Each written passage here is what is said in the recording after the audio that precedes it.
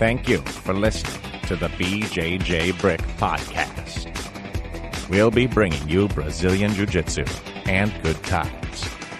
We hope to flatten your Jiu-Jitsu learning curve, help you get the most out of your grappling ability, and meet your goals both on and off the mat. Welcome back, my friends. Episode 75, BJJ Brick Podcast. I'm Gary, and I'm here with the host, Byron Jabara. How are you, Byron? Gary, I'm doing great. Happy to bring another great interview. We have Danny Dring on the podcast this week. Outstanding interview. A lot of good information and training advice, guys. Definitely don't miss this one. He's got 5 different black belts. Most people can't even get one. That's impressive. He's a lifelong martial artist, and he found Jiu-Jitsu a long time ago, and he's stuck with it, and he has one of those black belts is in Brazilian Jiu-Jitsu, so that's cool. We do also have a quote from Draculino, and we have a good article that will help out the near blue belt. So awesome show today. Keep listening. You're really going to learn and enjoy it. Absolutely. How have things been, Gary? How's training going? Training is going good, except I kind of lost my confidence a little bit here Wednesday. Today, for all you listeners, is Saturday, but Wednesday I got destroyed by Byron, and he took my confidence a little bit. I haven't been beat that bad in a while. Oh, Gary, you know where I hide that confidence? Where? It's in the next Kimura. You'll get it right back and put it in your pocket. Yeah, Byron just controlled. I couldn't escape. He made me look foolish. We were talking about that a little off the air. I guess after the last episode we recorded. So Gary gets he passes my guard, and I seriously have a minute at most to get out. And usually my escapes are fast with most people, but with Gary, the way you move and the way you control my my far arm, I'm unable to usually get out very fast. So I have that minute to figure out some sort of an escape, or I'm done. So you have that ultra aggressive and tight. There's no way. I haven't figured it out yet, Gary. It's been you've been doing this for quite a while, a couple of years at least. So, but when I get on top, Gary, I tend to not. I try to be aggressive. I try to attack you, but I just can't finish. I can't get the job done.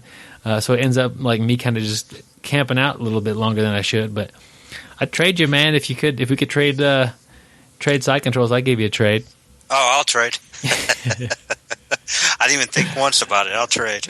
No, it was a great roll. We had a great time. We probably went for a good 30 minutes, but it's a good time. Yeah. But out of those 30 minutes, I bet I spent 20 of them on the bottom.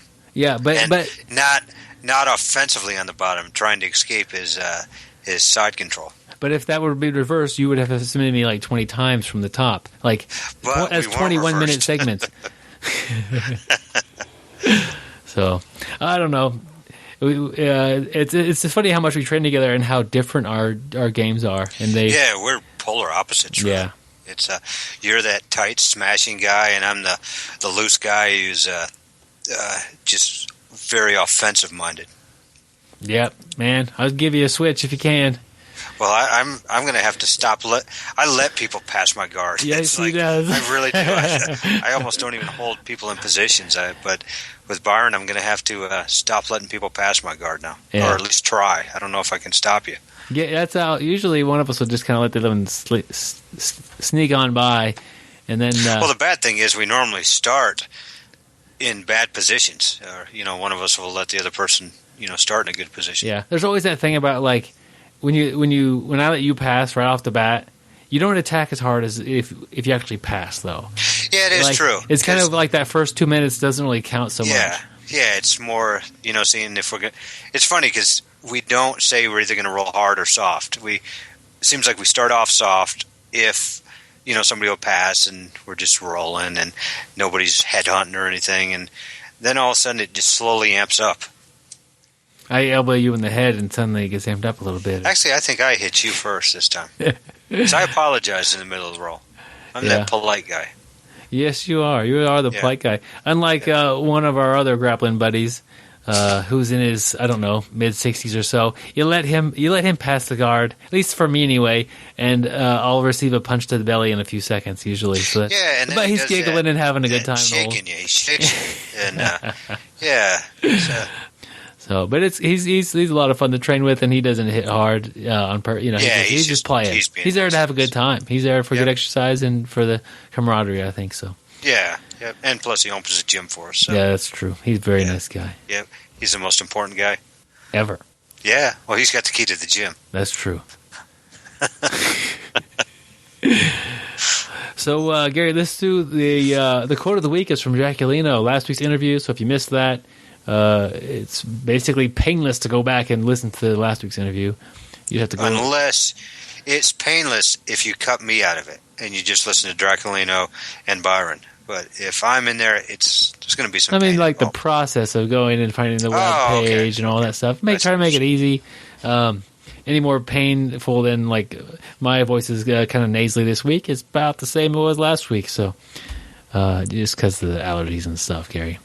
Yeah. Not that I have a nasally voice all the time.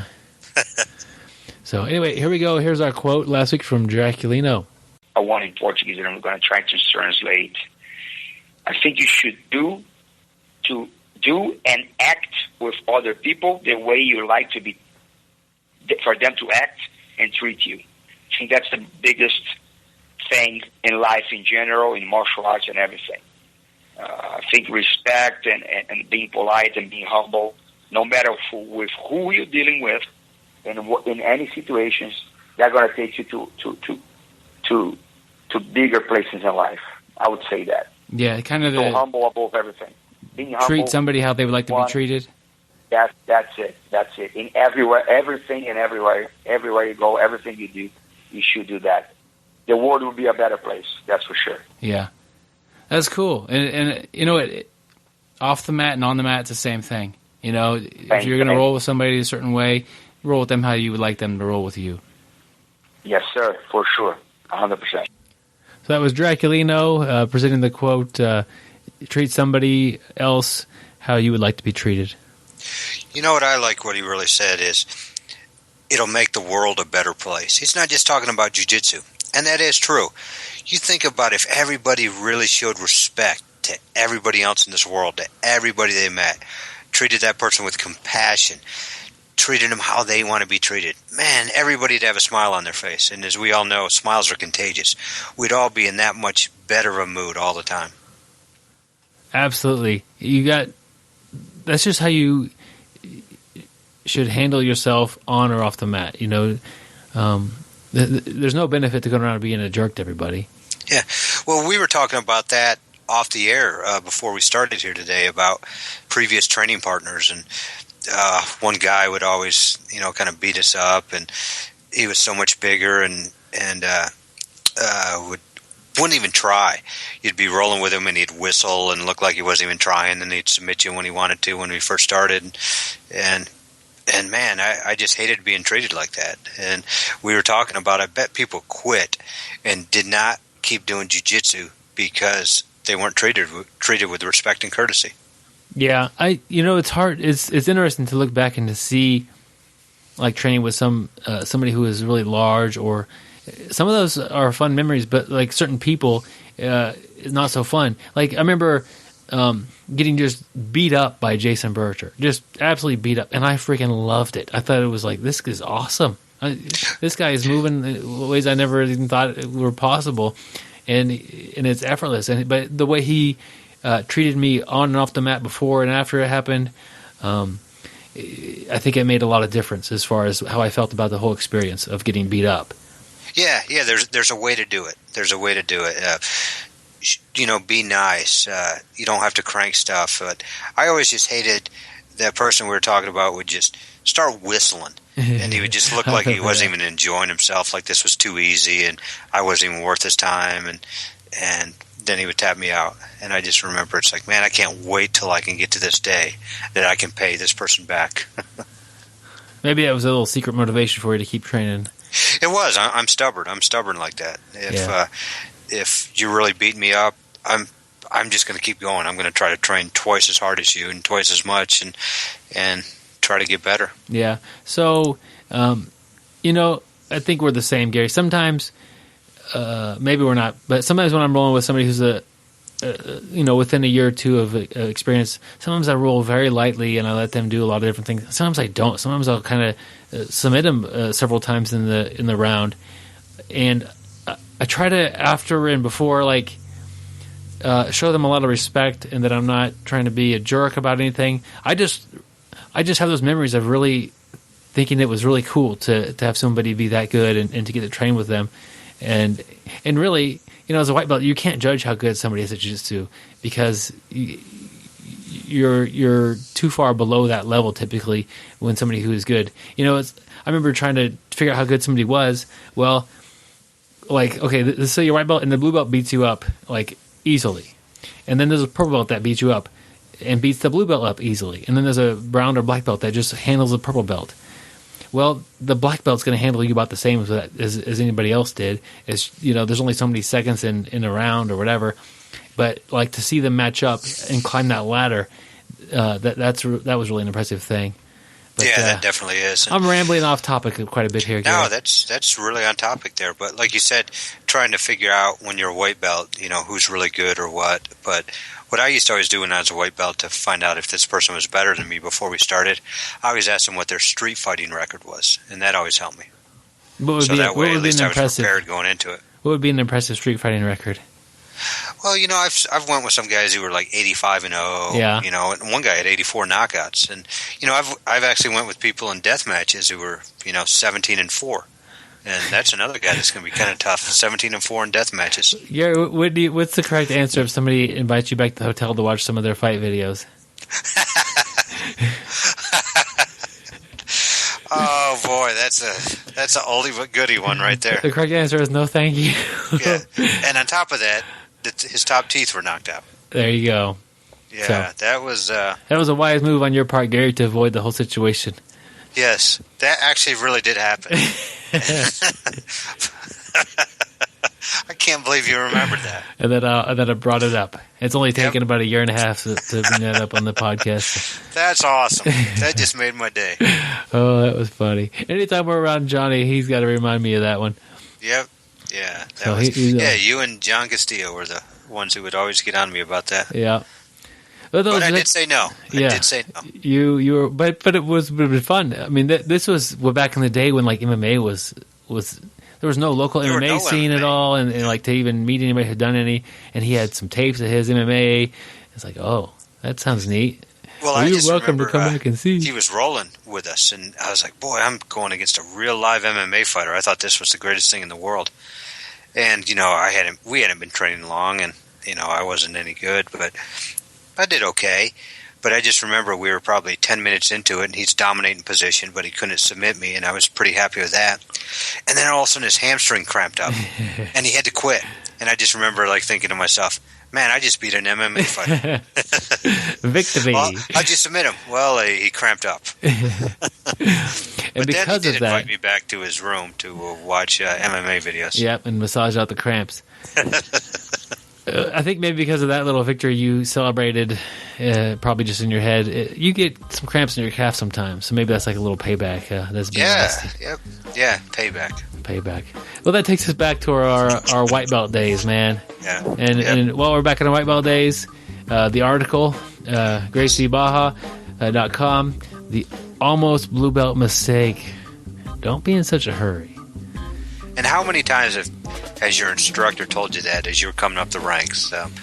How many times now, Byron, that you're a black belt and when you're a brown belt and purple belt, have you told people just starting, you know, don't be in a hurry? Yeah, it's the article goes into it in a pretty nice detail. But if you pass my guard and you spend all of a second in side control and you've already gone for an armbar and it wasn't even close, you probably went to the armbar a little quickly. Like, solidify that position, make sure the elbow is away from the body, get it to where it's a little bit more of a tight armbar, and go for it after you've had some solidity to it. Yep, I also like the part they have in there. Read also, position before submission. Yeah. So, there's another link to another article. But like you said, that's what happens a lot of times.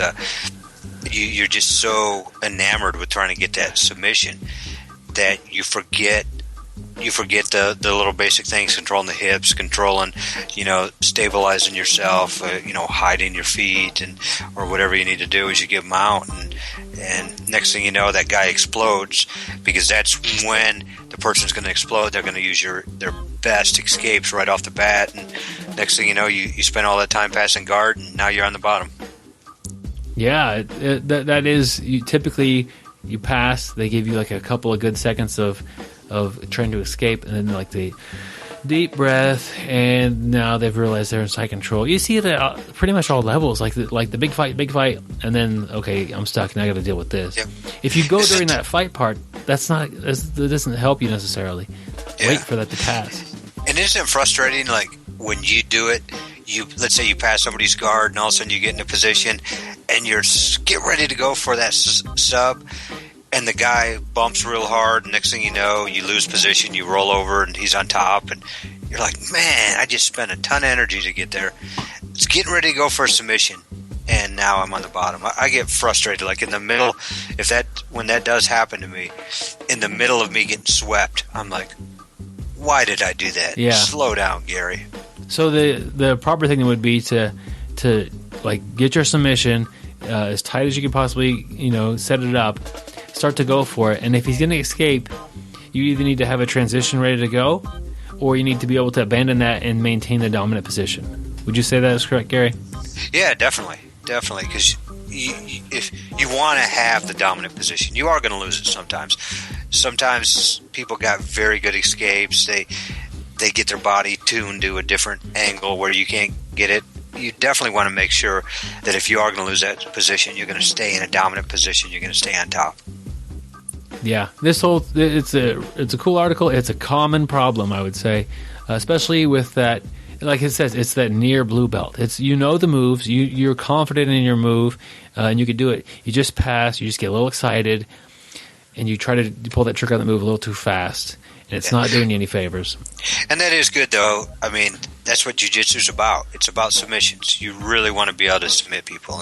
And remember when you were, first starting, and all of a sudden you'd get in that position for a submission, you'd get that smile on your face. You're like, yeah, I'm there. And so it's good that you're trying the submissions and you're going for them, but take a little bit more time. Stabilize yourself, make sure you got a good base, and then go for it. Yeah, I remember Ryan Hall saying something about, like, if you're able to stay in this position for long enough, you'll eventually submit them. The act of not losing the position that you've gained is a big deal, and I always try to think about that when I'm trying to fight for that. Like, they're almost escaping, and I'm trying to keep that dominant position, and then I could rework for the submission later on. Yeah, and then a lot of time, if you, like you said, you keep that dominant position, you may miss the first armbar.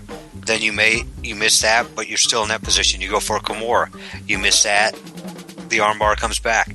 Pretty soon, if you stay in the dominant position long enough, that person on the bottom is gonna make a mistake. And that once that mistake comes, that's your chance to capitalize on it. Yeah, or really you're getting more practice on that top position, trying more and more techniques, and just getting rolled over and having to deal with a different part of your game. They'll eventually get better. I mean, your armbar will get tighter, your Kimura will get better. So, Gary, the king of the Kimura, so at least against us two anyway. So any Kimura advice Gary's giving me, I'm going to take that. I'll put a link to this article on the show notes on this episode. I invite you to go check it out. If you haven't quite got enough BJJ Brick podcast this week, you can get a little bit more by signing up for our newsletter. It comes out every week. It's mostly the show notes. At the bottom of the show notes, there'll be a link to a Dropbox folder with some audio files in there. They're kind of like mini episodes. So check those out. We're working on an audiobook about your first year of jiu-jitsu. We're putting the audiobook in there while we build it, while we edit it or make it, or however you do an audiobook. I think you can build it. Yeah, during construction, especially if there's bricks involved, I guess. So yeah, that makes sense. We're brick masons. Yeah, that's good in jiu-jitsu, but it's not good if you're a basketball player. You don't want to be called a brick mason. That's what they always would call me. That's how I got the name, right? What is it? That's bad. I'm not picking you for my 3-on-3 team. This is a bad thing? Yes. Damn. I thought it was good. But no matter what, you can choke them out, so who cares? That's against the rules usually in basketball. Yeah, but you have that inner confidence that they can make fun of you for being a bricklayer in basketball, and you can just say, hey, no biggie, you can say whatever you want because I can choke you unconscious. I wonder how many, totally off topic here, but just out of curiosity, and we don't have a way to answer this really, but like top-level MMA guys, the guys have done in the UFC, played basketball in high school. I wonder what those numbers are. Because basketball season is the same basic season as wrestling, right? True. So I wonder if that basically makes it very difficult to have played high school basketball and then do professional MMA. I'm sure somebody's done it. Yeah, definitely. I guarantee it. Somebody's done it. I think that would hurt your odds. I mean, there's definitely a lot more high school wrestlers in. You want to be a wrestler. A wrestler is going to give you that good base. You know, the high school wrestler is going to give you a good base to start working everything else. Imagine if we went from wrestling season to jiu-jitsu season in our school systems. You imagine, like, instead of football, you did MMA, and then winter sports came, and that was wrestling, and the spring sports was jiu-jitsu.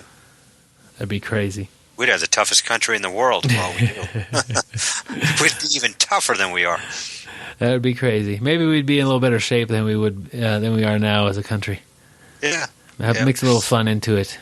But, I mean, that's what's happening today, though. You see a lot of these younger kids, like you and I started late, and really there wasn't a lot of jiu-jitsu there, and there were rarely any kids that trained. And now, boy, you're seeing a ton of young kids training, so it's pretty impressive.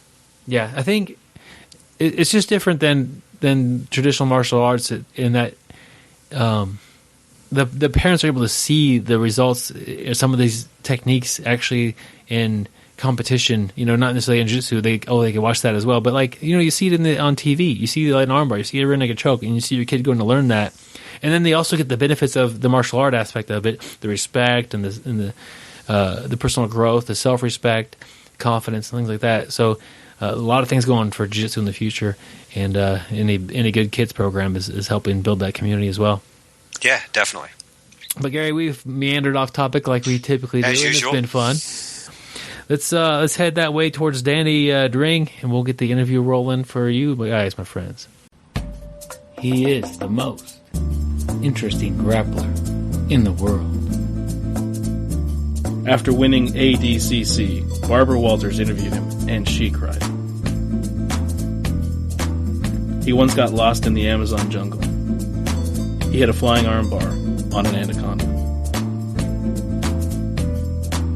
Word on the street is, he once escaped Alcatraz by shrimp growing.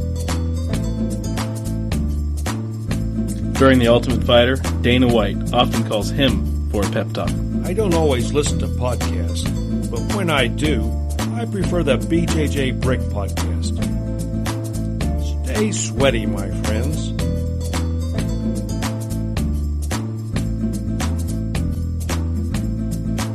All right, my friends, I'm happy to bring Danny Dring to the BJJ Brick podcast. Danny, how are you doing today? Doing wonderful. Good. Heard you got a little bit of snow there, and you're kind of snowed in today, so I caught you on a good day. I'm happy to have you here. Well, thanks, man. I'm real excited to be here, and we got that unusual snowfall here in Arkansas. So I'm at home, got the dog barking in the background, and kids watching TV, and we're snowbound. So it's a great day to talk to you. All right, those are good days. I remember those days when I was a kid, staying home from school and hanging out in the snow. Could you tell us a little bit about yourself if somebody hasn't heard of you yet, Danny? Sure. I got my start in the martial arts through Taekwondo. It was my introduction into the martial art world. I'm an 8th degree black belt in Taekwondo, and was able to. I competed all over the world doing my Taekwondo. I've got 6 international gold medals and 2 international silver medals as a Taekwondo player. I was on the ITF USA team and fought in Athens, Greece back in 1987, which now I'm telling how old I really am. And I was team captain of Global Taekwondo Federation USA team, fought in at a Goodwill Games in Moscow, Russia back in 93. I was a national champion in the men's 3rd and 4th degree black belt division for the United States Taekwondo Federation for 4 years. So it was pretty competitive in Taekwondo. Wow. I was also active in kickboxing. I actually fought on ESPN back in the day. Joe Louis was a major influence. Joe fought the first kickboxing match in America, and I'm real proud to have a 7th degree black belt under Joe Louis in kickboxing. Bill Wallace is another major influence. You know, one thing about Bill Wallace a lot of people don't know is that he's got fantastic game. Bill was, he's known for his kicking. He had, a fantastic kicker, and he was undefeated as a kickboxer. But Bill taught judo at, he was a wrestling coach at Memphis State. He was the wrestling coach there, and he was also a judo player, and I think some of the one of the best judo seminars I ever went to was taught by Bill Wallace, But I've also hold a 7th degree black belt with Bill Wallace, and those two guys they were mixed martial artists before mixed martial arts was cool. Joe was the first person to ever ask me, what are you going to do if a big wrestler shoots at your feet? And was always a proponent of studying and training on the ground, and he was one of the main reasons why I, searched out grappling and ground fighting. I also have the 7th degree black belt in the Japanese style of jiu-jitsu called weeping style, which is kind of a stand-up control hold, self-defense, more focused stand-up self-defense art. And then I'm a 3rd degree black belt in Brazilian Jiu-Jitsu. I'm also a certified as a defensive tactics instructor through minimum standards of Arkansas law enforcement here in Arkansas. I'm the defensive tactics instructor for the Pulaski County Sheriff's Department, and I've got a lot of years working the street. And I'm also a civilian carry concealed handgun instructor. Teach the carry concealed class here in Arkansas that you have to get a concealed carry license. And so I try to be a complete martial artist. Yeah. Stand up, ground, all around. Yeah, that's you've got a lot of stuff going on. Could you? I think it's important for the people that do jiu-jitsu to learn about some of the other martial arts. I started Brazilian Jiu-Jitsu. It was the first art that I did, and I wasn't really exposed to other ones other than just seeing a little bit of them here or there. Could you? And then we get people that come into class and they have these different belts and other martial arts, and I'm always curious about what their arts are about. Can you kind of describe a little bit of each one? Sure. Well, kickboxing is pretty easy. We even maintain a USA amateur boxing club inside my gym. I think that boxing is, when you say kickboxing, boxing is a huge part, and I've had several state and regional Golden Gloves champions come out of my gym. Several, I said a couple anyway. My oldest son was a state and Mid-South Golden Gloves champion, and another gentleman that did so as well, Rudy McLaughlin.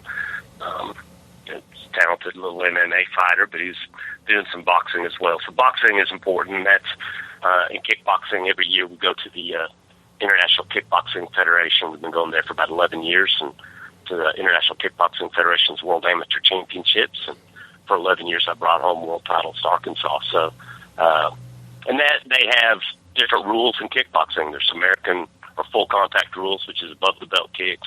International rules, which allows kicks to the inside and outside of the leg, and then they have modified thigh rules, which allows the plum, where you grab the back of the neck and you can throw knees, and the plow, where you can catch the leg and take a step forward and try to dump somebody. You can, throw by the neck. But the throws in Thai boxing are not supposed to involve the hips, like a judo toss. It's more like slinging somebody down by their neck. Trying to crudely describe it. So that's it. Taekwondo, of course, primarily a kicking art. In my gym, we integrate a lot of boxing. I'm into our. We integrate just a lot of boxing into our Taekwondo. We do kind of the traditional Chundaquan, Chunji Dongundo, on set of patterns. So, pardon me. We do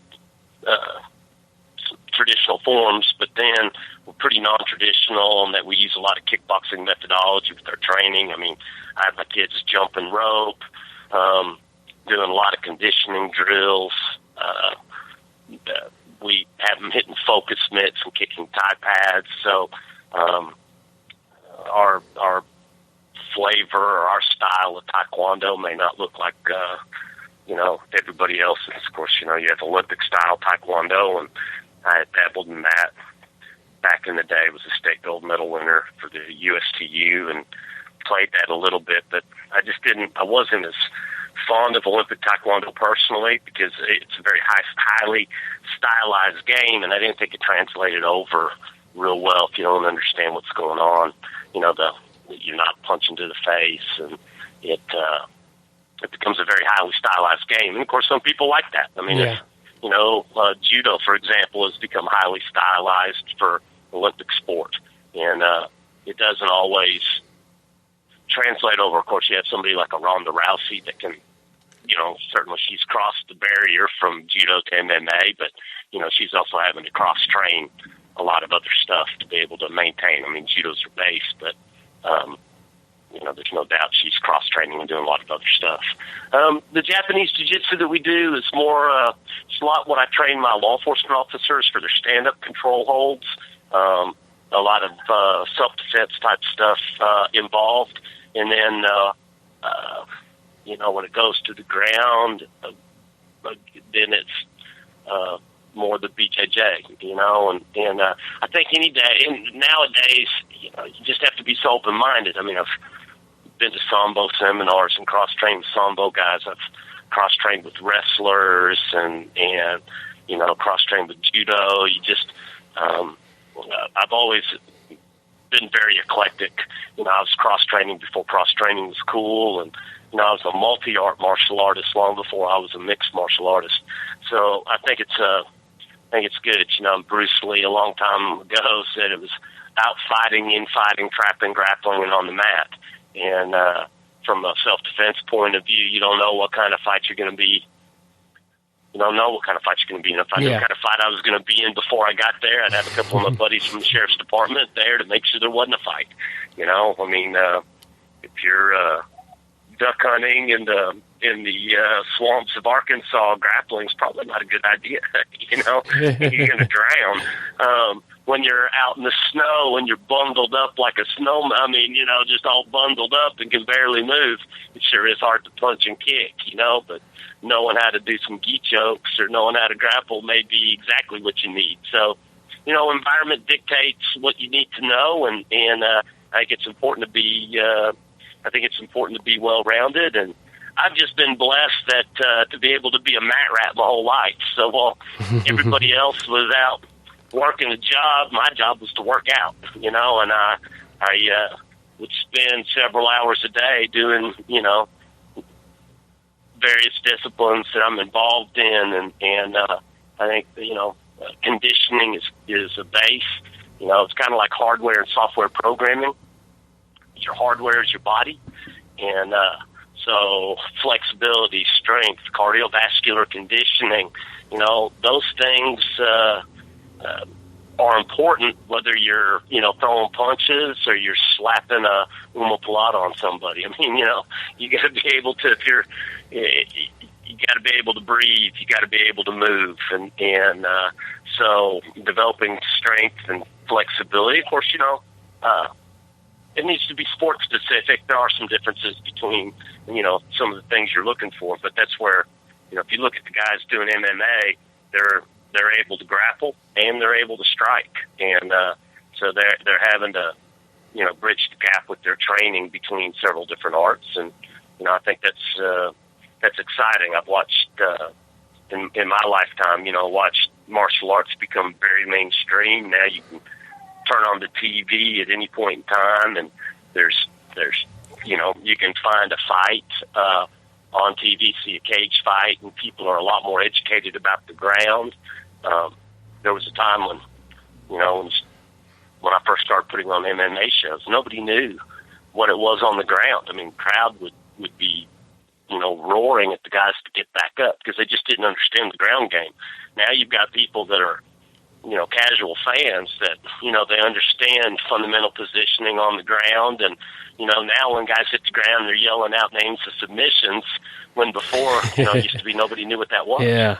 So I think it's neat to see how the evolution of the fight game and the martial arts and the martial athlete. Yeah, it's changed, and you've seen it. You've been in the game a lot longer than I have, and got to see the entire start of the MMA, and then up until present. So that's really cool, and it's. I mean, I guess I've watched the original UFCs and stuff as well, but it's changed really fast, and it's been a crazy ride of different things, and what the rules want, and what the fans want to see, and the promoters want to show also has an effect on that as well. But it continues to change, and the athletes have to be ready for everything. Oh yeah, my first BJJ seminar that I attended was taught by Horian Gracie. Always was just kind of the kid leaning up against the wall. It was in Conway, Arkansas, of all places, at a church. And it was at the end of 90 or the beginning, might have been January of 91. So that was several years before the first UFC. And at that time, Horian had developed a name for himself. He was the fight choreographer for one of Mel Gibson's movies. And there was the Gracie Challenge, and it had been written about in a couple of the karate magazines. I think Playboy magazine had done an article on him, and so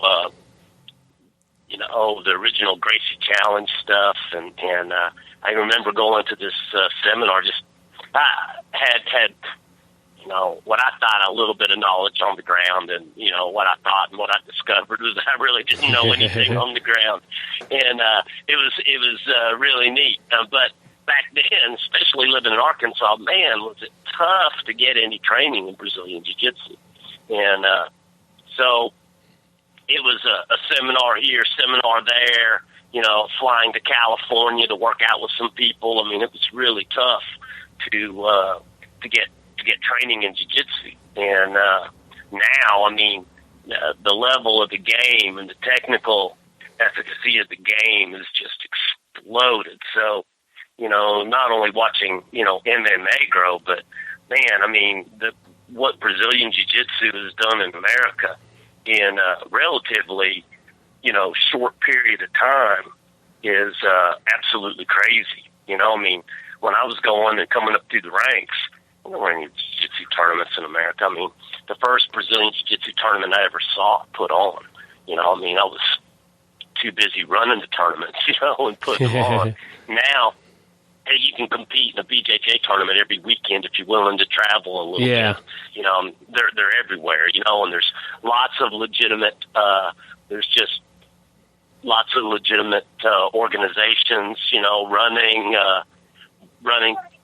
running tournaments and competing. And it just, it's amazing, and competition breeds success.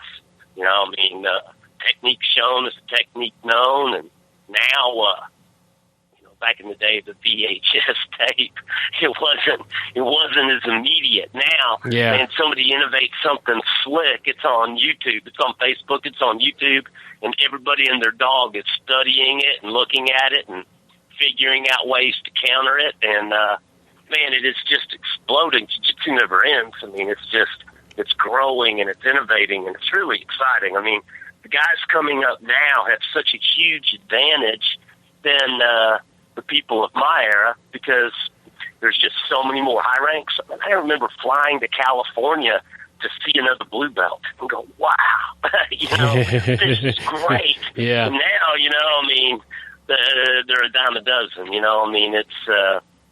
It's amazing just the difference. And how far the sport has come, and honestly, what is relatively a short period of time. Yeah, absolutely, and it's just been a tremendous transfer of knowledge all over the world. Could you describe your game? How you like to grapple? Oh yeah, I'm a big believer in the top game. Okay. Part of that is because from a self-defense, I originally got into it to fill a void, and what I saw was my personal martial art journey. And so, being on bottom from a self-defense point of view can be really dangerous. However, just because you don't want to go there doesn't mean you won't go there. I want to have a dadgum good guard game, because if you put on your back, and I'm not a big guy, so it's, that's a very real possibility. I want to have a bloody effective guard game, but I like playing from the top. And one of the reasons, too, is that from having some injuries, I've had my hips. I had my first hip resurfaced, which is just as invasive as a replacement. I had my first hip resurfaced about 11 years ago, and then my second hip resurfaced about 12 weeks ago. What does that mean, resurfaced? And they think like capping a tooth. Okay. They take and they cut you open. They dislocate your the femur, and instead of cutting the femoral head off and running a long tap screw down the femur, they take and they grind the femoral head down, and then they cap it. They put a metal ball over the top of it, capping it much like a tooth, and then they take and they pound a metal cup into the acetabulum, the pelvic girdle, and so you end up with a metal weight-bearing surface. The benefit to that as an athlete is that I maintain my bone stock. I maintain my femoral neck, and the diameter of the femoral head is about the same as the size of the femoral head that God gave you. So the potential for dislocation is a lot less. And to be able to play guard, you've got to. You're in ranges of motions that doctors will tell you don't do if you have a traditional hip replacement. I just felt like searching out the resurfacing procedure and doing my homework and my research. And both times, like the first doctor I used was in Salem, Oregon. The second doctor I used, my first doctor retired. And then the second doctor I used was in Seattle, Washington. And I wanted somebody that was really good, that would give me the best chance to get back on the mat and get back to doing what I love to do, which is train and teach and roll and continue to earn my living the way I have for a lot longer than I wanted to admit over the podcast.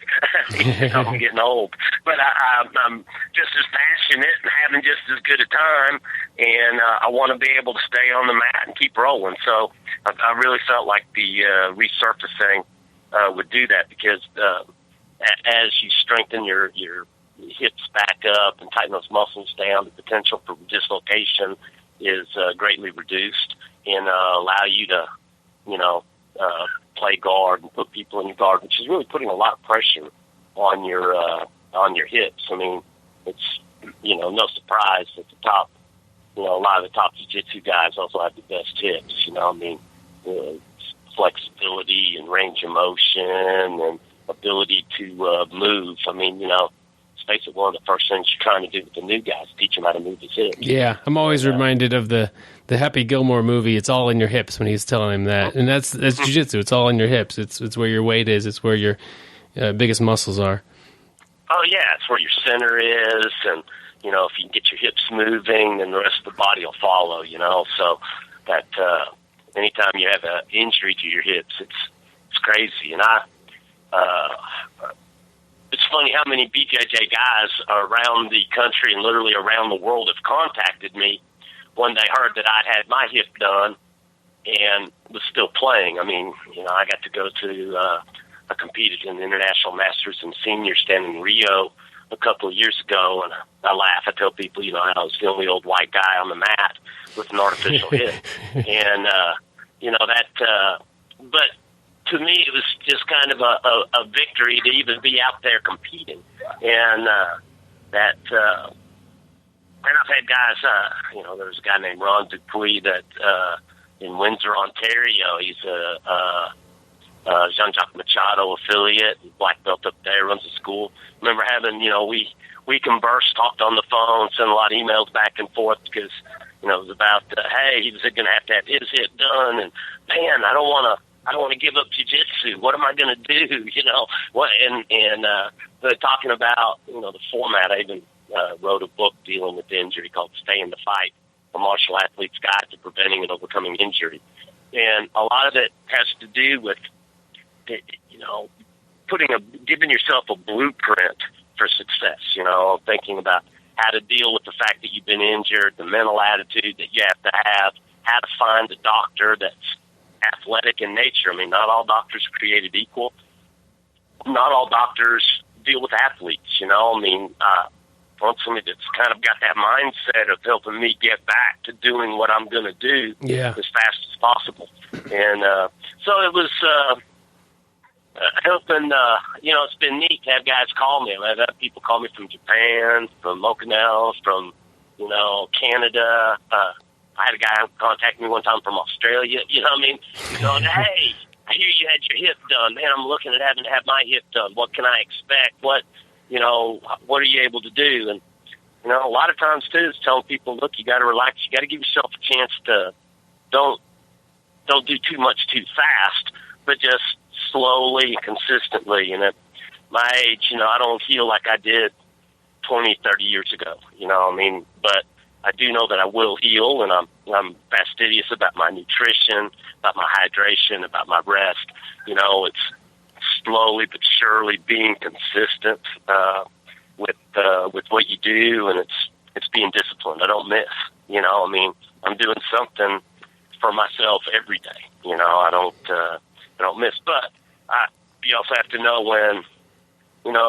As a young guy, I thought if a little was good, a lot's got to be great. And you hit a point where you realize that's not always smart training. Everybody trains hard, not everybody trains smart. And, smart rules today. So that's trying to come from. And because of my injury, because of my personal experience,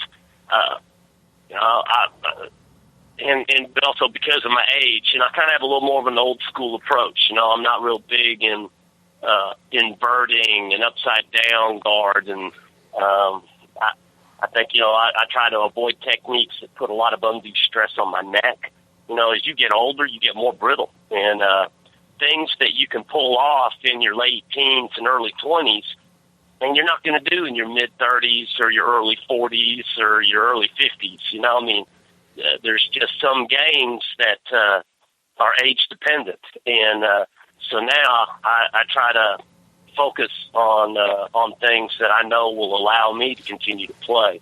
I'm real big on fundamentals. I think the KISS method, keep it simple, stupid.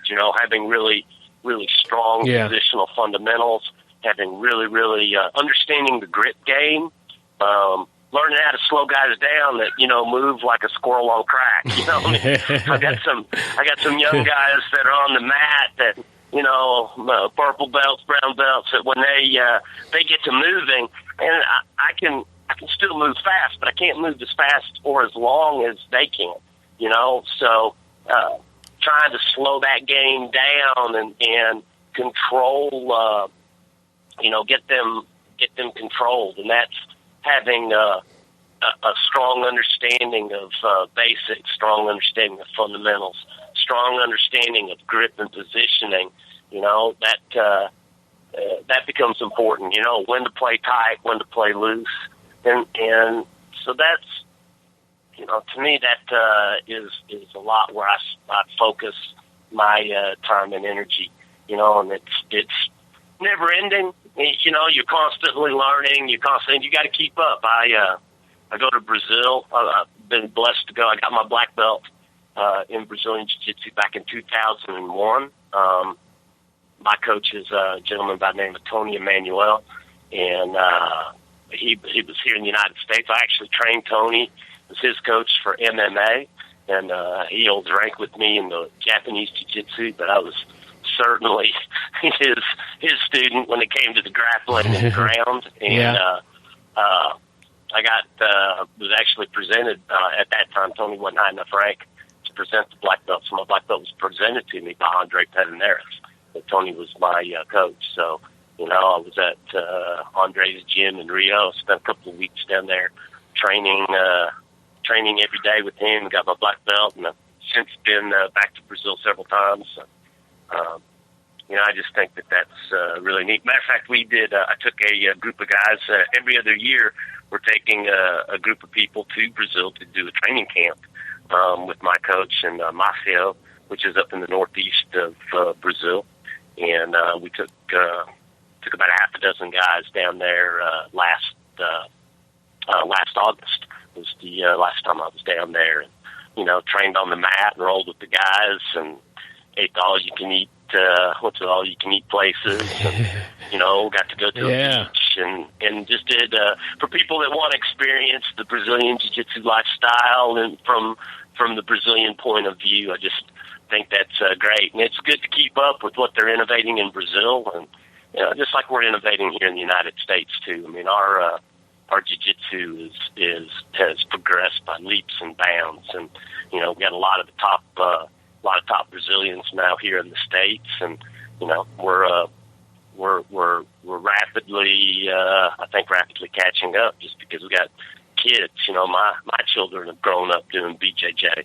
We've got so many more people that are getting into jiu-jitsu at a younger age, growing up, that can't do anything but improve our jiu-jitsu overall. Yeah, I couldn't agree more. It's we've been fortunate enough as in the United States to get some of the best black belts here, and they've just sharing their knowledge and helping everybody here get better. And even if they're not near you, the internet, you could see their techniques. It's a little different than meeting them one-on-one, but it's really taken off as far as that goes. I want to talk a little bit about self-defense because you've got your multiple arts that you've studied. How about like some pros and cons of self-defense from the BJJ perspective?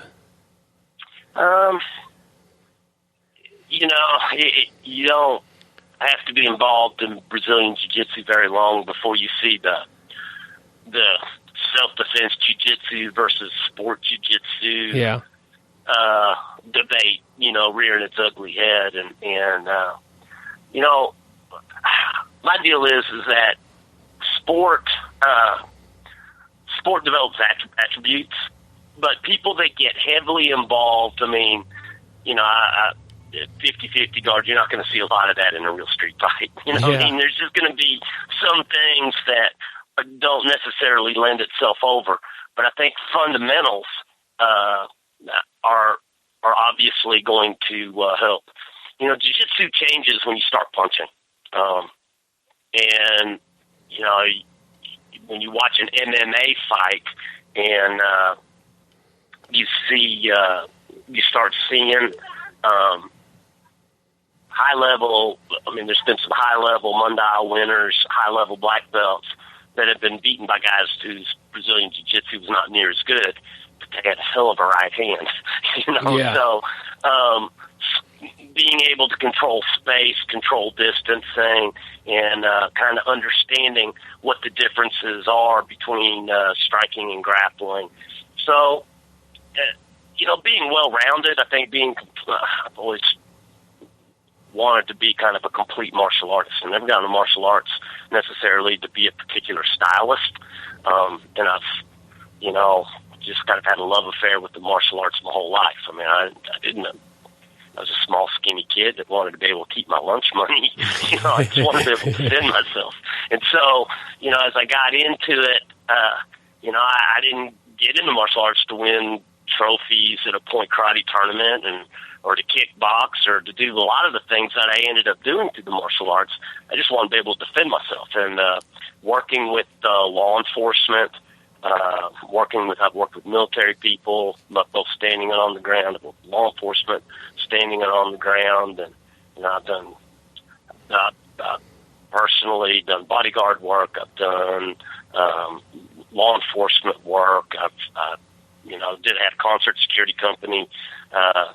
So I've had a chance to practice what I preach in a real world environment, and being a complete martial arts part of it. I'll tell you right now, in a fight, I have real nice swing gold medal mats in my gym, and they're wonderful. But if I'm working with the sheriff's department out of the county and it's a gravel or blacktop road, I don't want to go to the ground.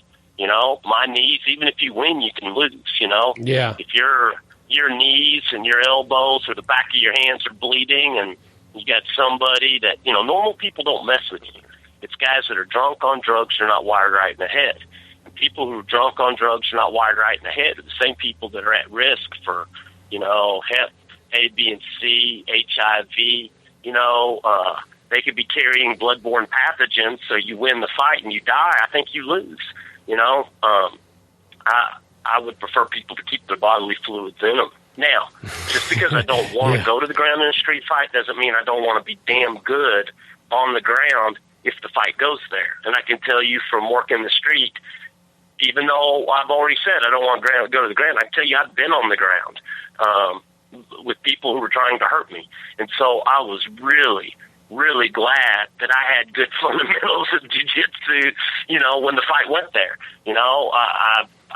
I was able to maintain that it was like another day in the gym. I was able to kind of maintain or control that adrenaline dump and, sweep, reverse, mount, control and finish the situation. So that having self-defense today, it's like the threat assessment. People are evolving, and back in the day, man, I could tell you everybody in about a 4 or 5 state area that knew anything about the ground, or people who were training MMA fighters, from promoting some of the early shows. But now I can't hardly keep up with the garage MMA gyms in my community. Everybody and their brother's now a cage fighter, and people have grown up watching. You got guys that grown up watching the UFC. There's, a lot of people have had a little bit of introduction to grappling through the military. So it's a lot more prevalent than it used to be, in addition to there's Arkansas didn't have a lot of wrestling. They had no wrestling when I was growing up. But you got a lot of people around the country that grow up wrestling. They grow up doing judo. They're growing up doing Brazilian Jiu-Jitsu. So if you don't know the ground, you don't know how to fight. It's important that you have some fundamentals. But I think understanding that in a real street fight, it's going to be a lot more fundamentals. There's not going to be any referees. There's not going to be any rules, and your goal is to finish that and get back on your feet as fast as possible. And because if you're tied up and his buddy comes around the corner and kicks you in the face, it's going to get ugly in a hurry.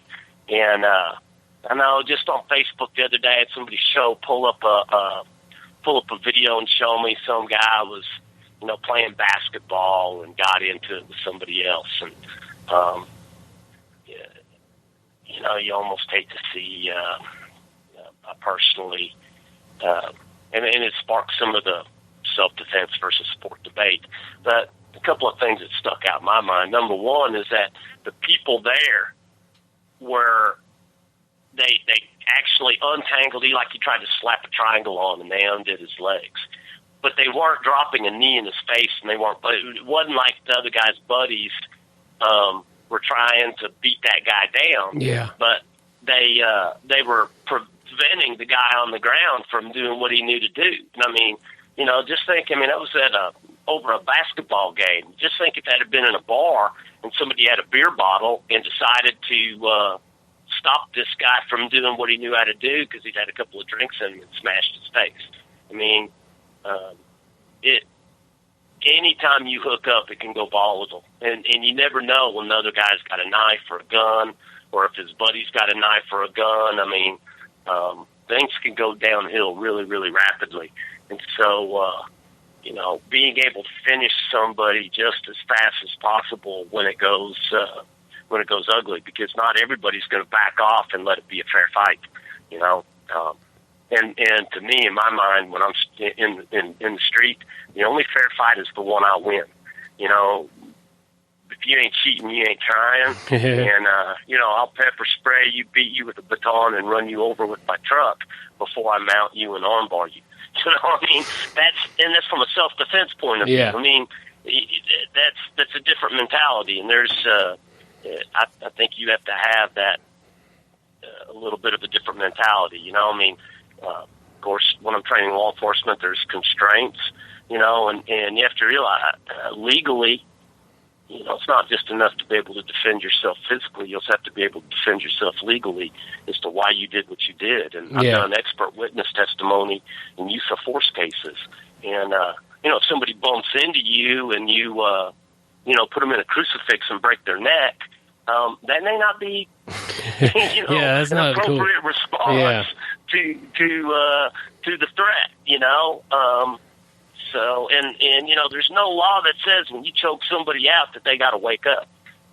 You know, we tend in our gyms, you know, when you're in your academy or in your school and you apply, you know, Mataleon, you know, you put the lion kill, you put the rear naked choke on somebody, that person is probably an athlete. He's young, you know, he's in your gym, he's working out, you know, healthy. You can't tell by looking at somebody if that person's, you know, damaged his blood vessels because he drinks a lot, or he's got a really piss-poor diet, or, you know, whatever. Somebody can, you know, appear healthy on the outside and be very unhealthy on the inside. And so when you start messing with the blood pressure and they pop an aneurysm in the brain and die, you know, it becomes different. Vascular neck restraints should only be used in the greatest extreme, and we just saw that with the cops in New York. You know, they weren't even doing a choke. I mean, there was supposedly, you know, a seatbelt technique to drag somebody down off their feet. The guy starts complaining that he can't breathe, and then he ends up, you know, dying. Well, he was extremely overweight, and he was obviously not a healthy individual. But look at the consequences. You know, so. And it's funny, too, when you start talking about that, and obviously there's going to be self-defense situations arise, but I've taught a lot of seminars to a lot of martial artists all over the country, and literally all over the world. I mean, the last couple of times I've been to Brazil, I taught self-defense seminars for BJJ academies down there. And when you start asking people, okay, how many of y'all were in a fight last night? How many were in a fight last week? How many of you were in a fight last month? I mean, you go back in time far enough and somebody will raise their hand. But unless you were actively involved in a profession that requires, you know, bouncing or law enforcement or, you know, something like that, the average person is not involved. And it's a good thing. But the average person is not involved in really violent encounters on a day-in, day-out basis. And, you know, when you start trying to put a handle on that thing called violence and self-defense, I mean, you know, you start drawing a lot of different mental pictures. And I just got through reading a book by Rory Miller called Meditations on Violence, and I highly recommend it to anybody that's you know, into self-defense, because you know, there's a lot of different faces to this thing we call self-defense, and there's a lot of different faces to this thing we call violence. And, you know, a lot of people have the romantic view of the one-on-one male encounter, and when it may be a 3-on-1 or a 4-on-1, or it could be with knives and guns, or, you know, I mean, there's a lot of different things. And, you know, like I said earlier, one of the reasons why I got in, I mean, I don't think any one art has all the answers. You know, that's why I actively cross-train. And, you know, if you're not including weapons training in your overall program of self-defense, then I think you're living in a fantasy world. Sticks, knives, and 45s are my weapons of choice. You know, I teach the carry concealed class. I'm a big believer in firearms, because I don't care what you know. If the other guy has got a little bit of distance and he's got a weapon, you're really, really in a world of hurt. So, you know, it's having a very clean understanding. I mean, I train my martial arts for health and for fun and for fitness, and but I also want to have a very strong idea of self-defense because I work in law enforcement. I train law enforcement officers. I've got a lot of guys from the military that are in my gym, and I've trained, done military seminars, and you know, their concepts of violence where, you know, there's battlefield type conditions, or you're talking about a cop that's working in the hood or dealing with drug addicts and violent criminals, are going to be a little bit different than the casual player that is worried about somebody blowing up on them in the club. So, you know, there's a lot of differences when it comes to violence. Yeah, I just pulled up that book you mentioned, Meditations on Violence, a comparison of martial arts training and real-world violence. That seems very interesting because there always seems to be that thing like this would work in a fight and this would not. In reality, I carry a pocket knife on me, so I'm always, if I'm in a fight, there's always a knife involved in the fight, whether I pull it out or not, or whether he knows it or not. And I can't count on being the only one person I'm fighting against. I mean, that if you start winning, you could count on his buddies to show up, or you could. It's just there's so many more factors than just the basic training that I have. The big situational awareness, not focusing too much on just the one person there in front of you. It's all, you know, like you said, that, you know, the people that have mental problems and do drugs and all these crazy things, those are the places to not go where those people hang out. And hopefully you'll just steer clear of any of those troubles. And I really like how you talking about like fair fight. You know, somebody once told me that if you're in a fair fight, your tactics are terrible. You shouldn't. You know, you need to go home. You need to be able to make it out of the situation alive. So I mean, through that, you know, fair fights. If you want a fair fight, go weigh in at the Pans. You know, I was on. You know, I was talking. I got a purple belt that's going to the Pan Ams, and we were talking earlier today because he had a little rib injury, and you know what he needed to do to help baby that rib injury a little bit. So he's going to be prepared. Talking about, well, you know, look, give your ribs a rest. Let's work on some grips. Work on your lower body flexibility. Give yourself a day off to let it heal up. Your training's been off the chain. You're where you need to be. That's a fair fight. You know, weighing in, being prepared to compete. You know, you want a fair fight, go to a tournament. You know, but the street isn't going to be fair. You know, I've never seen a street fight where the guys weighed in first, and you know we're at the same level of training. And I mean, you don't know what's going to happen, and that's just it. And most people too, when you go to a tournament, you go compete, you go to the gym, and you know, hey, we're going to be rolling tonight or whatever. You're mentally prepared. You know, are you mentally prepared to walk outside your house, or you know, step outside your office, or you know, step out and turn around and have somebody headbutt you and elbow you just because? I mean, you know, you've got to be able to go from 0 to 100. There's time lags that can be involved before a lot of people go into denial. I mean, you know, real violence isn't something, fortunately, like I said, most people have to deal with. And the psychophysiological effects of a violent encounter, I mean, you start getting the dump, you know, your heart rate, being able to control that heart rate, being able to stay focused, not getting tunnel vision, being able to perform when you're when the adrenaline, noradrenaline, epinephrine, norepinephrine, that beta catecholamine system kicks in, and everything hits you, and you get that dump of body chemicals because you realize, oh my God, this guy outweighs me by 50, 60, 70 pounds. You know, I mean, you know, full guard. I mean, you know, and again, you talk about self-defense, and you know, you have somebody that has a great guard game, and he pulls guard, and you have somebody that outweighs him by 75 pounds, picks him up, and gorilla smashes the back of his head on the concrete 2 or 3 times. You know, that really isn't like anything that you do in class, where you know, picking people up and slamming them is prohibited. You know, I'm gonna flip out if somebody starts doing that on my students when we're in the gym room. Yeah. You know, but unfortunately, you get somebody that's, drug crazed and strong as hell.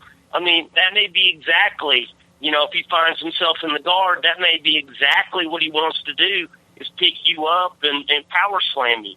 And if you look at a lot of the early UFCs, what happened when guys were caught in hell, even in today's UFCs, but, what happens when people get caught in a triangle or get caught? You would see people, pick each other up and gorilla slam them.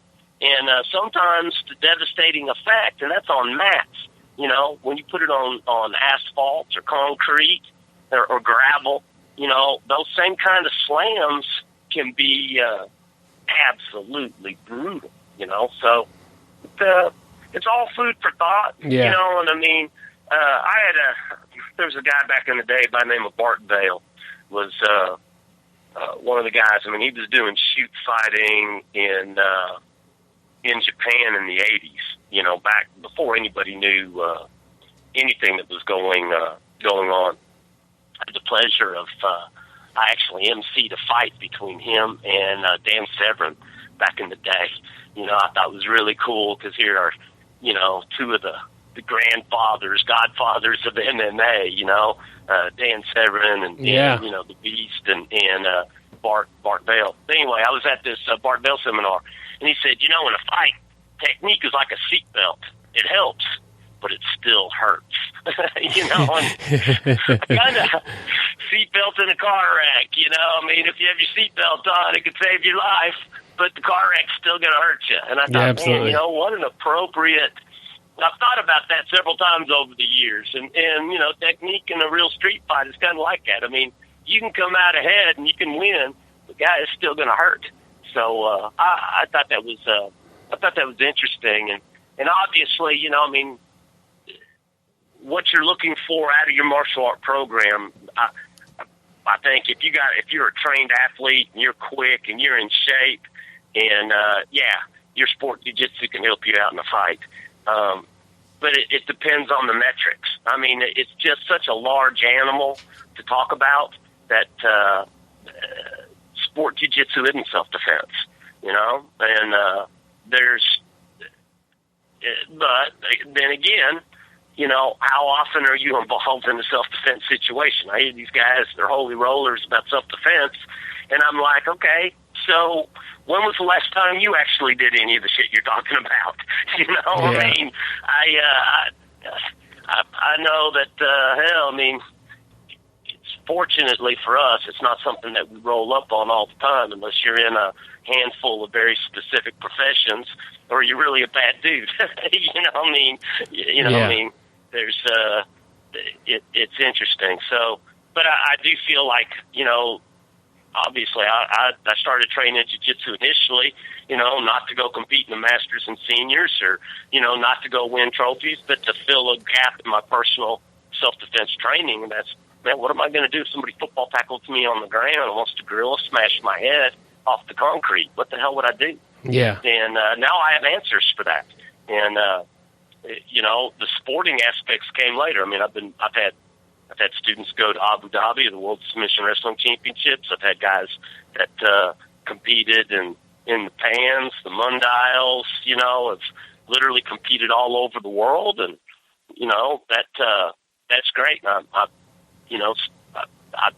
will sing the virtues of competing. I mean, I think that it's important. I don't think it's the main thing.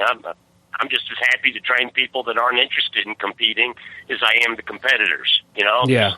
Some people, their stages of life, for whatever reason, they're not as pumped up about competing. But then you've got some young guys and or maybe some not so young guys and gals that, for them, man, that's what they want to do. They want to go compete. And I want to be able to have I think as a coach, I want to make sure that I'm maintaining my technical knowledge and abilities to be the best coach that I can be for the people that are interested, so, yeah, absolutely. It's not for everybody, but the people who want to do it, hopefully they really enjoy it there. Along those lines, what advice would you have for somebody that's going to do their first tournament in Brazilian Jiu-Jitsu?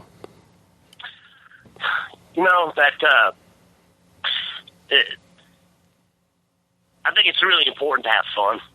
People get so caught up in winning that they forget to do the things that they need to do to win. And I know as a young man I had competitive monsters, and I was so focused, win, that I forgot to have fun. And as I grew older, and I went, man, I do really well in the gym when I'm having fun, and I'm into performing. So your focus needs to be on having fun and doing your technique. And then you know what? Winning may be a natural byproduct of that. People get so caught up in the winning. And bottom line is that when they say 100 years from now it doesn't matter, I'm going to tell you that after your first competition, 10 minutes later, it doesn't matter. I mean, it'll matter to you, Yeah. but it really doesn't matter to anybody else on God's green earth. There are so many tournaments. It's another day in the life. If you look at it, it's like, hey, I mean, it's an exciting experience. It's an adrenaline dump. It's excitement. It's a chance to test yourself against other people's. I mean, there's just a myriad of reasons why. I mean, it's a great thing. And so, I wrestle with the fact that a lot of time, man, people will train like there's no tomorrow, and they put all this internal pressure on themselves. But you got to remember, failure isn't fatal, and success isn't permanent. Doing well at a jiu-jitsu tournament, or doing well in an MMA fight, or doing well as a football player, performing doesn't make you a better person. How you treat other people makes you a better person. We confuse our sport athletes. There's a lot of guys that are fantastic football, basketball, baseball players, jiu-jitsu players, MMA fighters. They're not necessarily good people, Yeah. I think how you treat others is what makes you a good person. So, it's putting it in. I want my guys to train like there's no tomorrow, but then I want them to realize there is. And ultimately, it's another day. For me, the victory is in how you prepare. It's rising up. It's meeting the challenge. It's being disciplined. It's, hitting the gym and getting the rolls in and analyzing your game and looking at your weaknesses and improving yourself, Is it, how are your takedowns? Maybe your takedowns aren't that great, so you work on takedown defense. Maybe you're great at, are you able to pull guard, or you jump, or you a guard player? How do you attack from that? Where do you like to play? Where's your game? And can you impose your will? Can you actually keep it to where you've been training? It doesn't do you any good if you've really been focusing on all your cool side control attacks, and you end up on the bottom in the guard, and you don't know how to put somebody on their back and put them in side control, and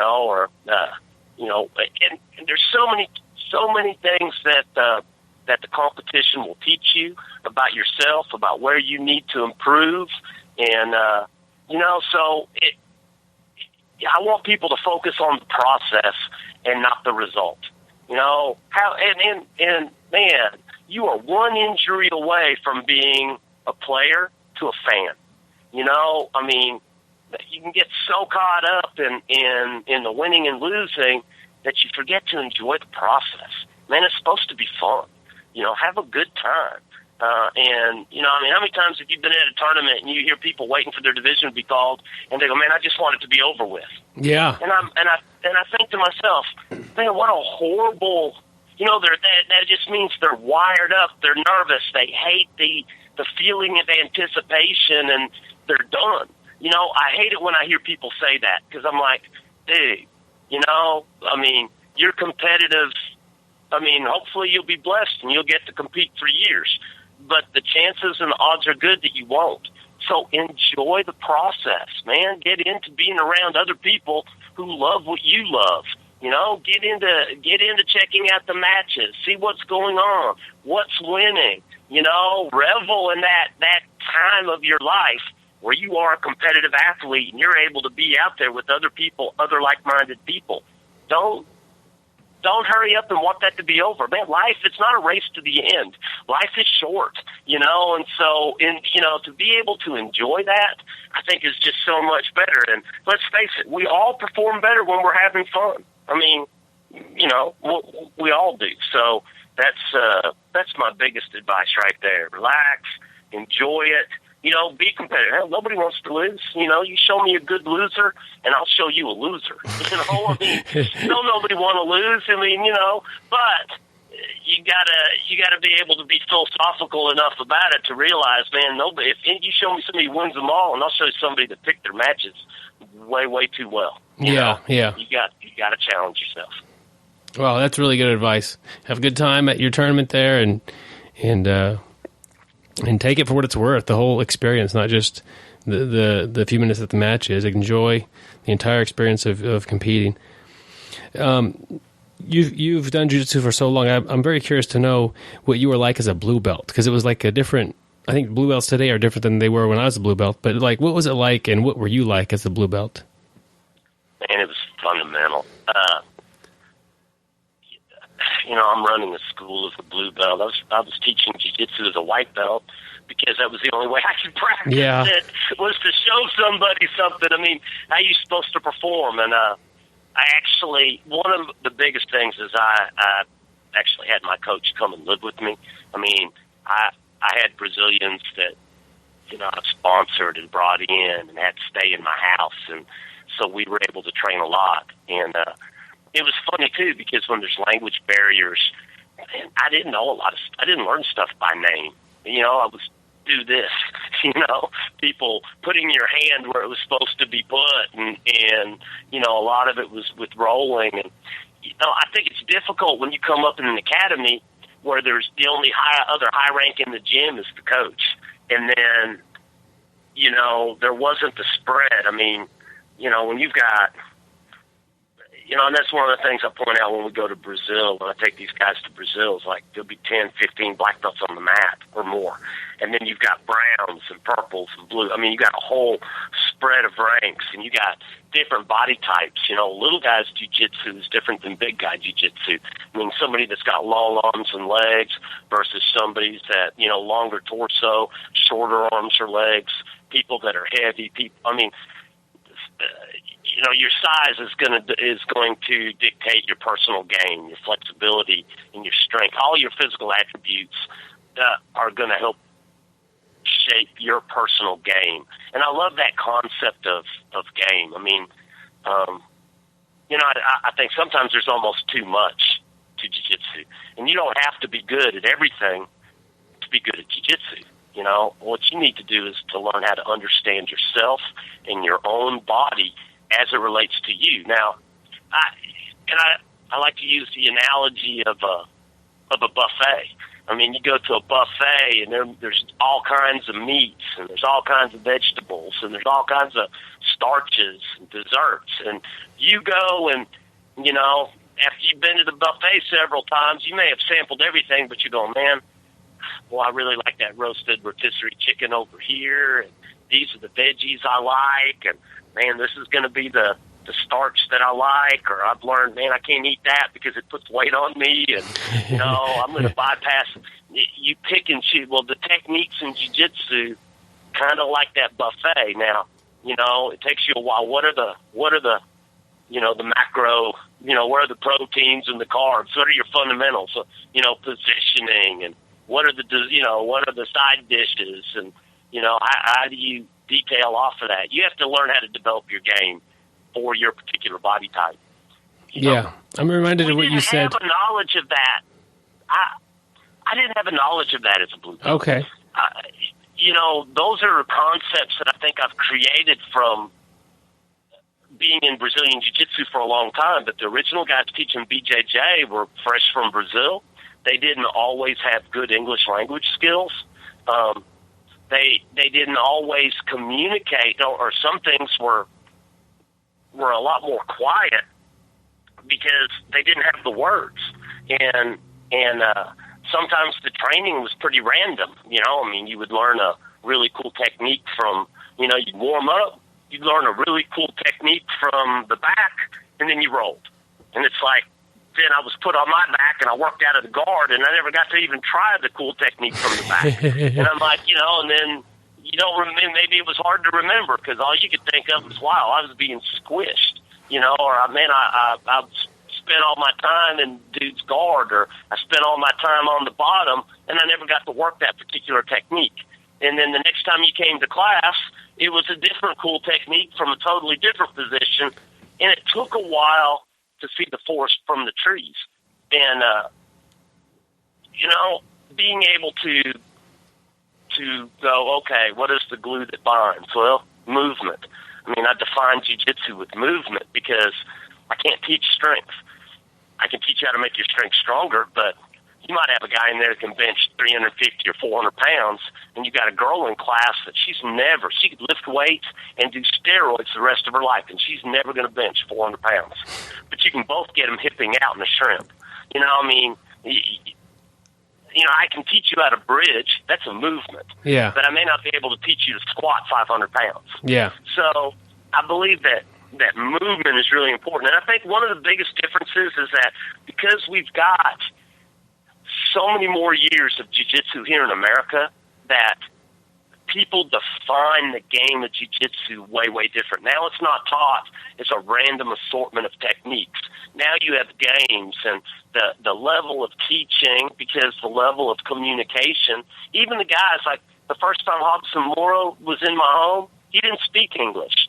Now Hobson's got great English. Yeah, he does. I mean, he's a great coach, and man, he can look at you and he can tell you techniques that work for your body size and type. I mean, I'm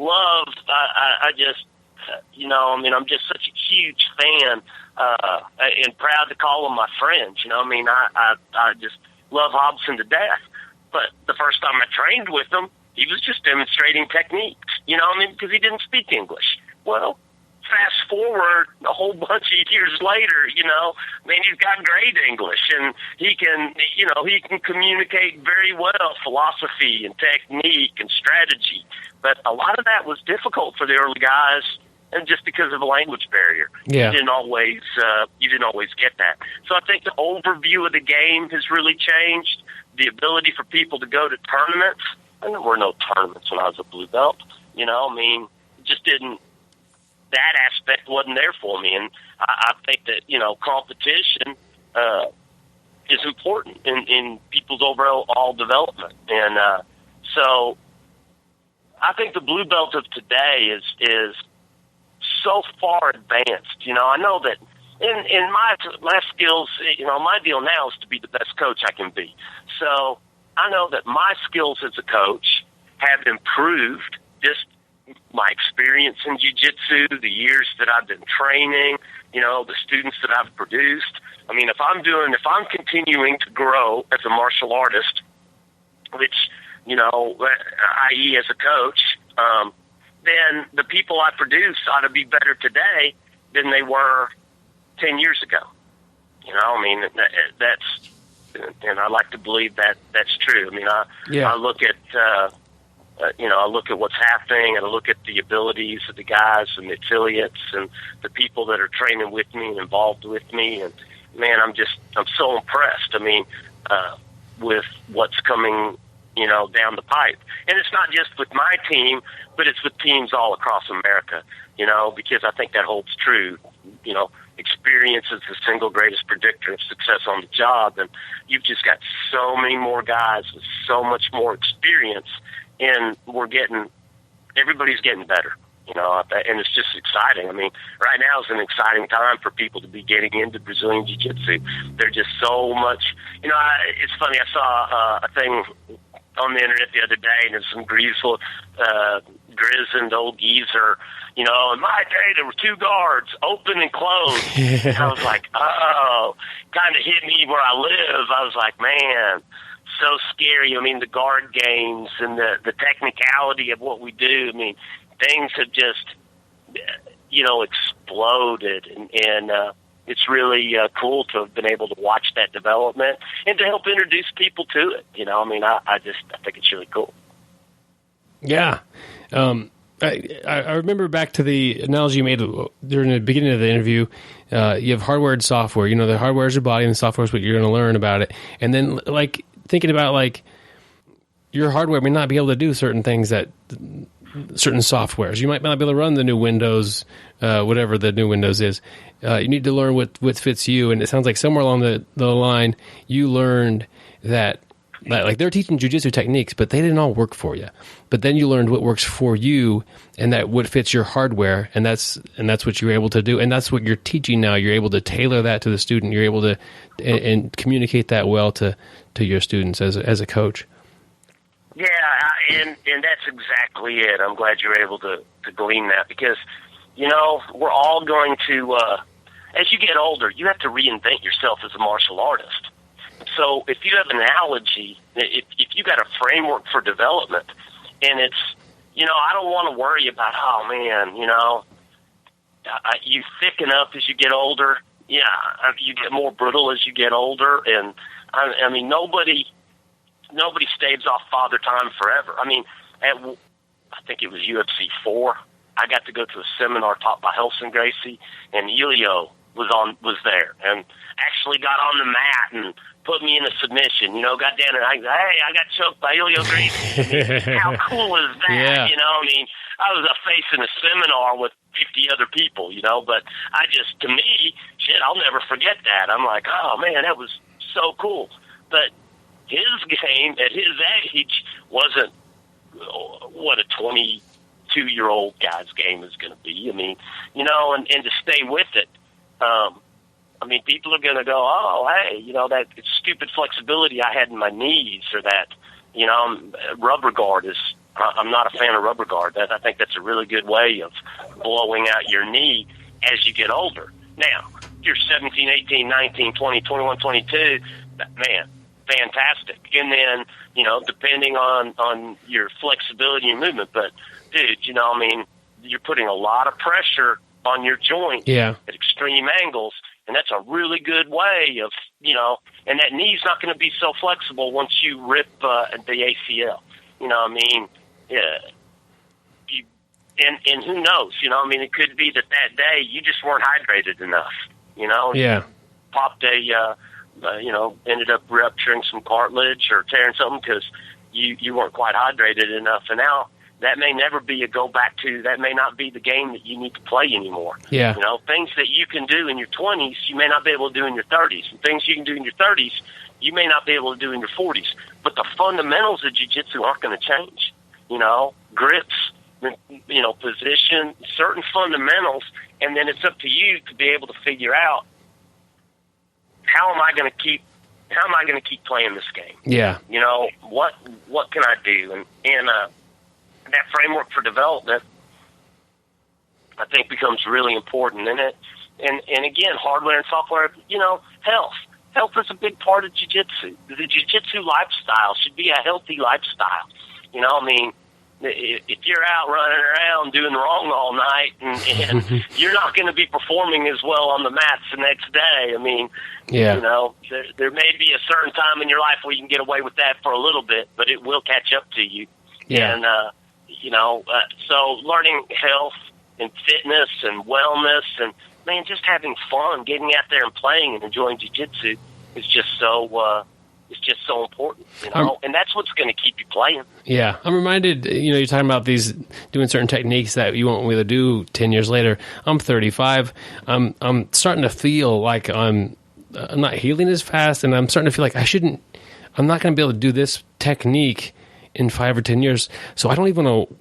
I'm done with it. If I can't, I wanted to work on stuff that's good for the long haul for me, like that's going to be that I continue to get better at. You know what I mean? I don't want to spend all this time and energy learning a technique that in a few years I'm not going to be able to do, or that might even injure me. So I'm kind of makes me think about how I'm trying to change my game and adjust things.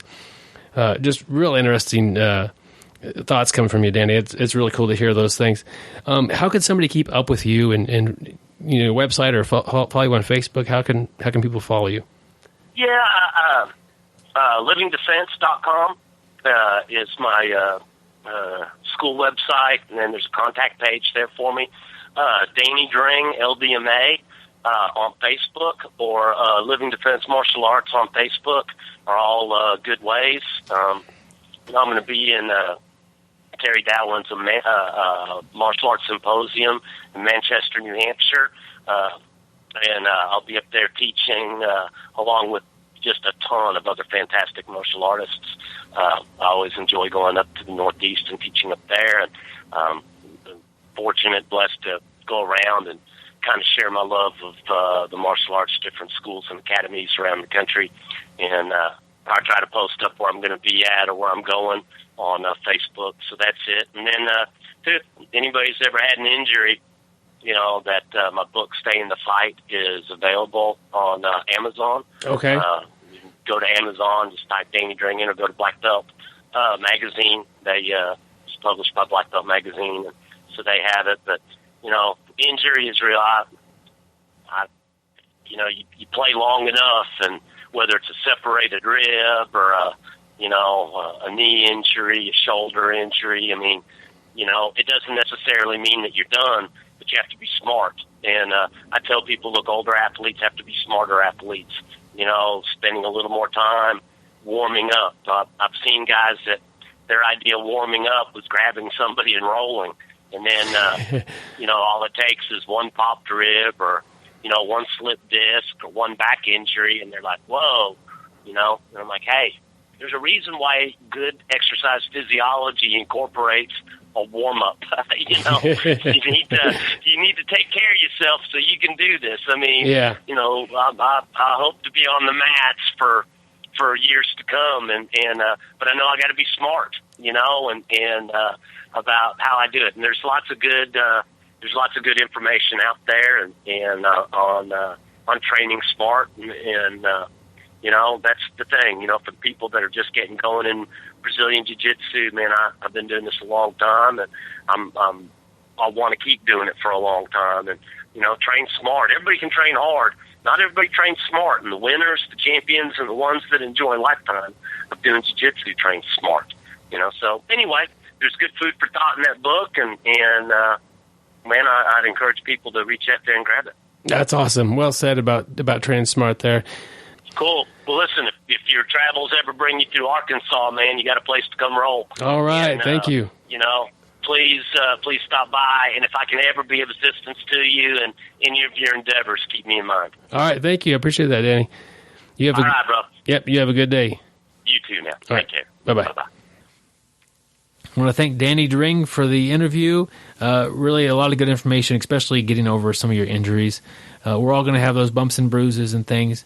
It's important to a few episodes back, we talked with Steve Maxwell about not getting injured during your off-the-mat training.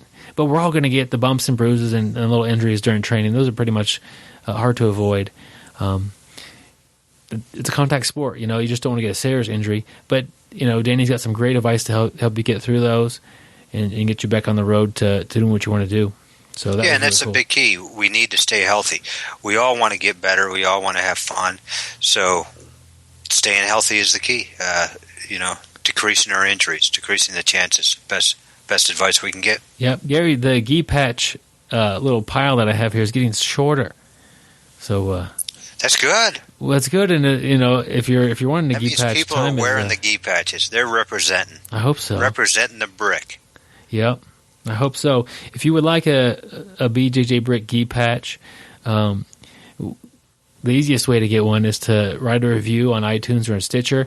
Drop us an email at bjjbrick@gmail.com and let us know you did that, and we'll get with you and figure out how to get your address from you for the United States listeners here.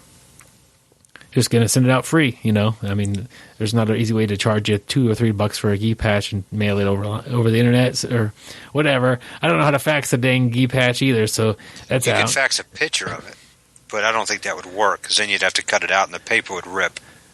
Yeah, that's true. There's a picture of it online already, so if you want to be able to print that picture and then you could do that yourself. Get a glue stick. Save the fax. Glue sticks. Yep. Yeah. Put it out in the hot car, let it melt in real good, and then send us a picture of that. You got some great ideas. Yeah. Well, those man. But in all reality, though, who doesn't like free? So free gi patch. Yep, a little bit of effort, but do the effort while you're at work, and nobody will know the wiser. Yeah, and that way you get paid for it too. That way you get paid for the gi patch. Man, that's pretty amazing. You got good ideas. Don't get in trouble. But we do have a lot of listeners that do listen at work. And we appreciate being in your ear while you're working, and hopefully we're not distracting you too much. And if we are, hopefully you're able to do your job distracted, because that's important. I actually once I did an interview with you at work. Yeah, you did. Problem is, it lasted over 2 hours. I think my team was a little upset with me. Oh man, that was a while back. Yeah, that was a good one. Oh, Gary, all the stuff we get you into sometimes. Yeah.